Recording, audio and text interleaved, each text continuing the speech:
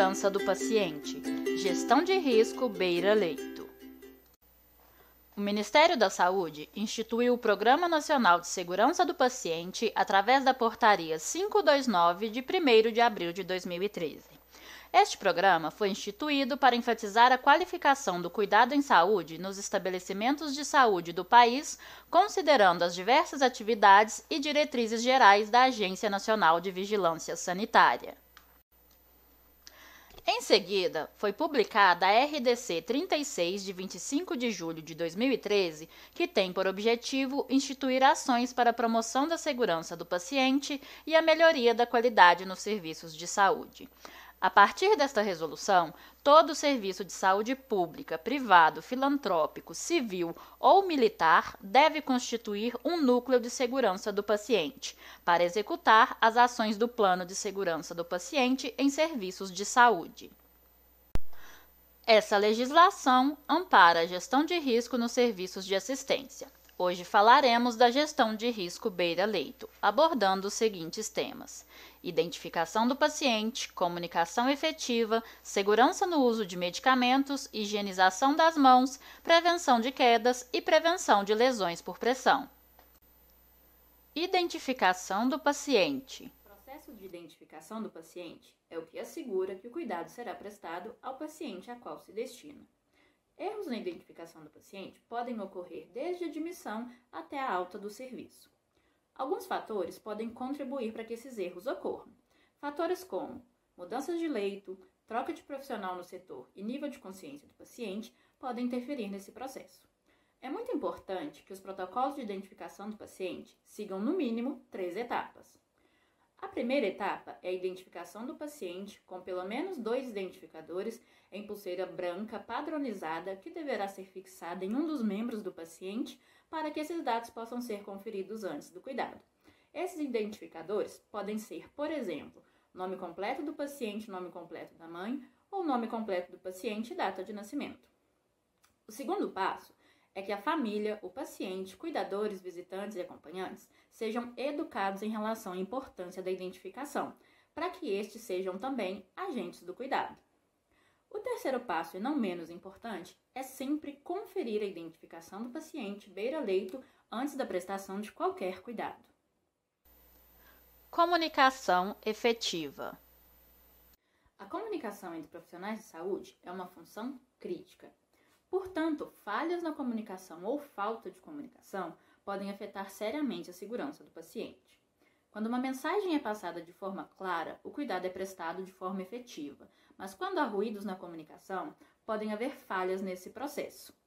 Alguns momentos são considerados críticos quanto à segurança do paciente em relação à comunicação. São eles transferência de pacientes, passagem de plantão e comunicação de resultados críticos de exames.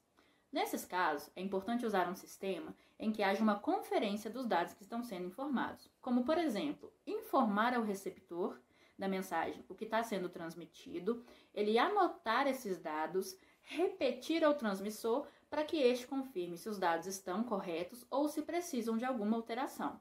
Dessa forma, é possível garantir que os dados estão sendo entregues da forma correta. Segurança no uso de medicamentos. A administração de medicamento é a última barreira para evitar que ocorra um erro de medicação derivado dos processos de prescrição e dispensação de medicamentos. Isso aumenta muito a responsabilidade do profissional responsável por fazer essa administração. Tradicionalmente, a enfermagem tem usado os 5 certos da medicação, onde recentemente foram adicionados mais 4 certos, ficando então da seguinte forma: paciente certo, medicamento certo, via certa, hora certa, dose certa, registro certo, ação certa, forma certa e resposta certa. Higienização das mãos. O protocolo de higienização das mãos visa instituir e promover a higienização das mãos nos serviços de saúde, com o intuito de prevenir e controlar as infecções, visando a segurança do paciente, dos profissionais de saúde e de todos aqueles envolvidos no cuidado com o paciente. O protocolo ele deve ser aplicado em todos os postos de assistência. tendo em vista a necessidade de realização da higienização das mãos, exatamente onde o atendimento é prestado. Para isso, é necessário o fácil acesso a um produto de higienização das mãos, como, por exemplo, a preparação alcoólica. O produto de higienização das mãos deverá estar tão próximo quanto possível do profissional, ou seja, ao alcance das mãos daquele profissional, sem a necessidade dele ter que deslocar do ambiente no qual o atendimento está sendo prestado para o paciente. As mãos devem ser higienizadas em momentos essenciais e necessários, de acordo com o fluxo de cuidados assistenciais para a prevenção das infecções causadas por transmissões cruzadas pelas mãos.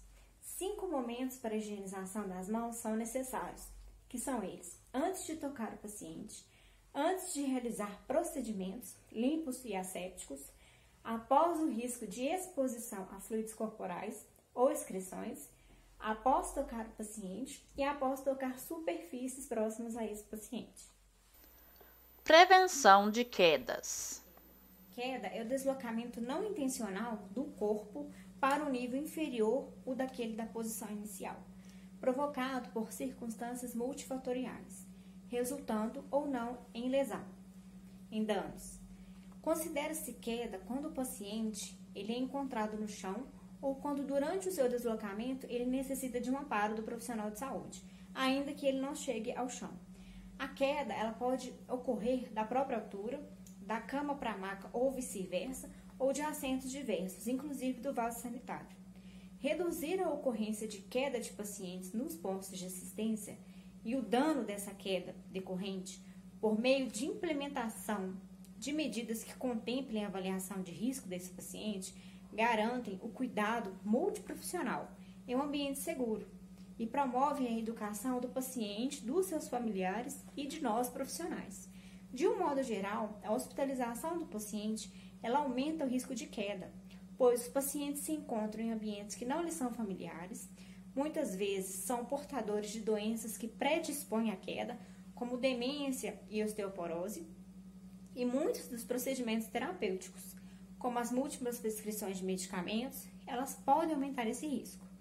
Quedas de pacientes contribuem para aumentar o tempo de permanência hospitalar e os custos assistenciais, além de gerar ansiedade naquela equipe de saúde, reduzir a credibilidade dessa instituição e causar repercussões de ordem legal.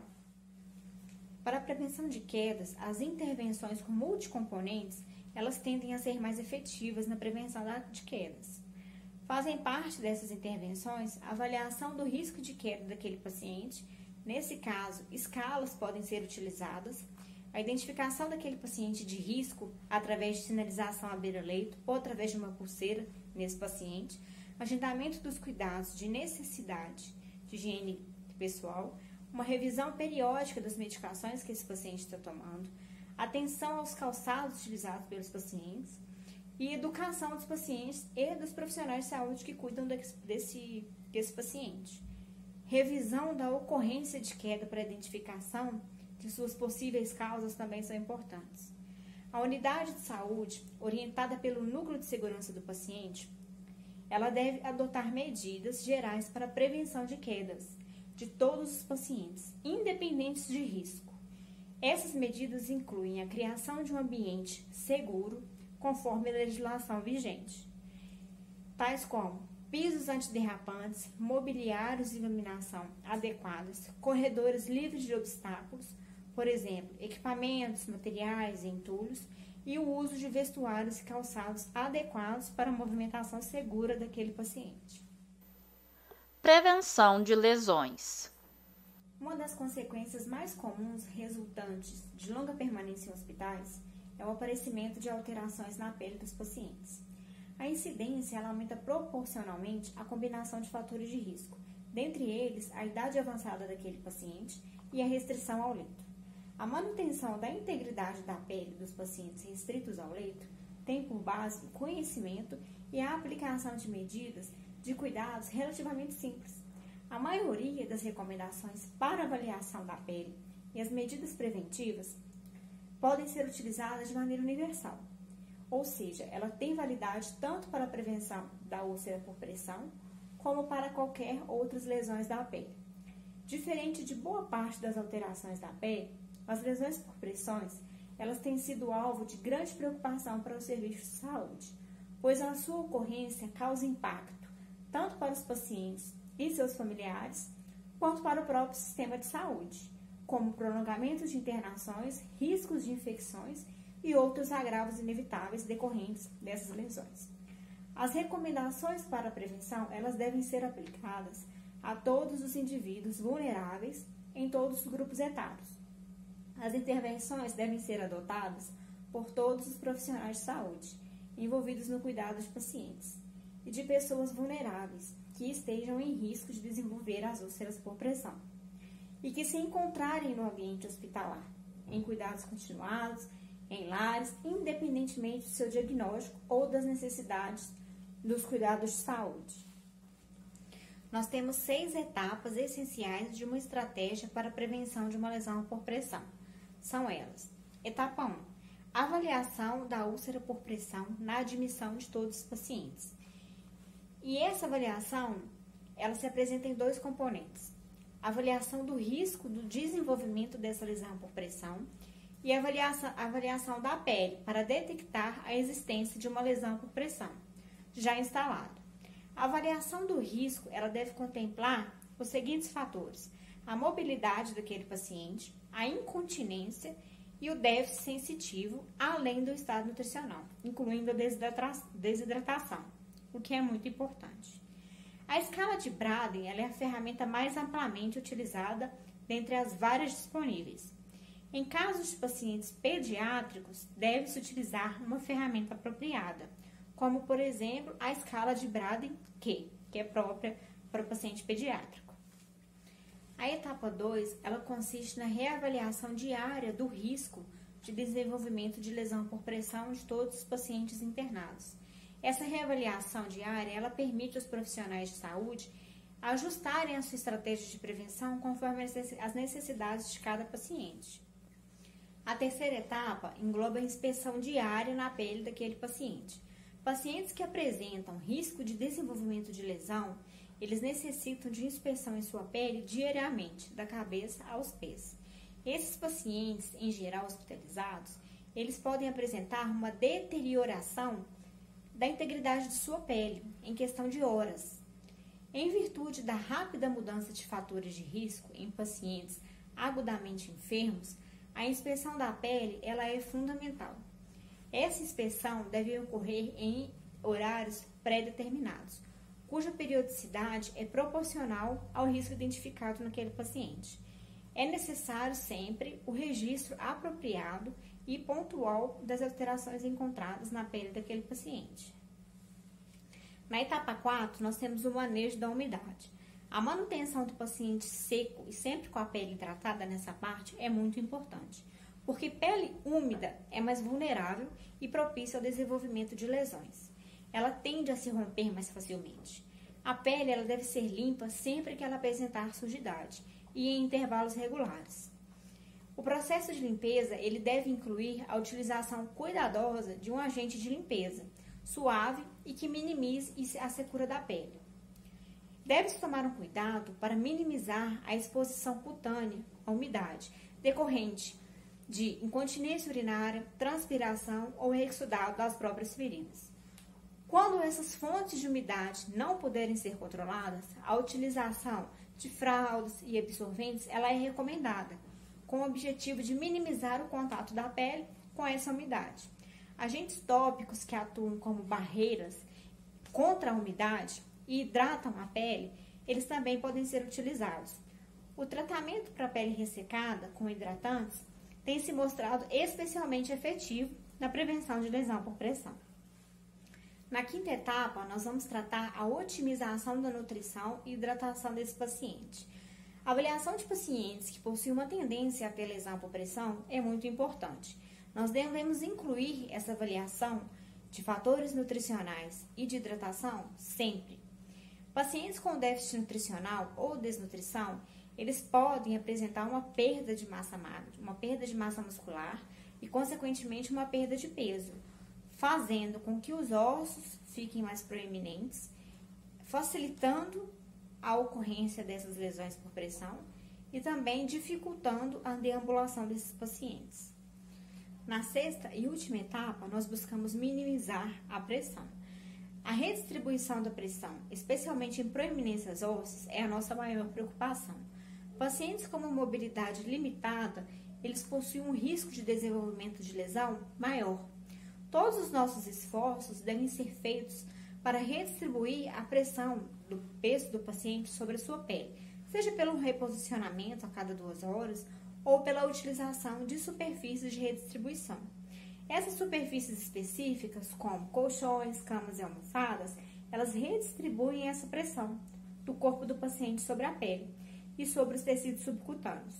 Se a mobilidade do paciente está prejudicada e a pressão nessa interface não é redistribuída, a pressão pode prejudicar a circulação, fazendo com que o surgimento da úlcera aconteça.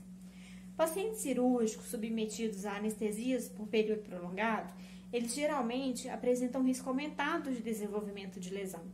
Por isso, esses pacientes, desde o momento pré-operatório, no intra e no pós, eles devem receber uma rigorosa avaliação em sua pele. O procedimento operacional para minimizar a lesão por pressão ocorre na mudança de decúbito ou do seu reposicionamento, o tempo varia de acordo com a instituição, as medidas preventivas para fricção e cisalhamento e os materiais e equipamentos para redistribuição da pressão.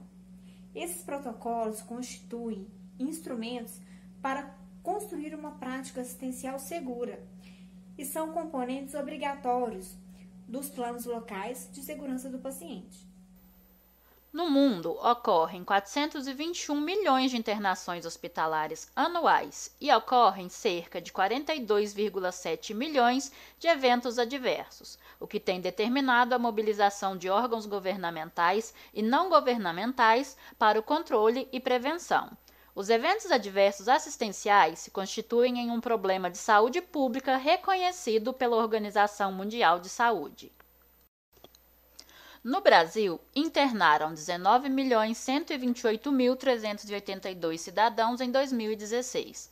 Nesses hospitais, 1.377.243 cidadãos foram vítimas de ao menos uma condição adquirida durante sua internação. Ocorreram 172.154 a 432.301 óbitos no Brasil no ano de 2016, relacionados às condições adquiridas hospitalares. As condições adquiridas com danos mais frequentes foram úlcera de pressão, infecção urinária associada ao uso de sonda vesical, infecção de sítio cirúrgico, fraturas e lesões decorrentes de quedas ou traumatismos dentro do hospital, trombose venosa profunda ou embolia pulmonar, infecção relacionada a catéter venoso central. Os dados falam por si. Abrir mão da segurança do paciente pode ter desfechos drásticos na assistência. Além disso, pode trazer implicações legais para os profissionais envolvidos no cuidado. A RDC 36, de 25 de julho de 2013, traz em seu artigo 13º.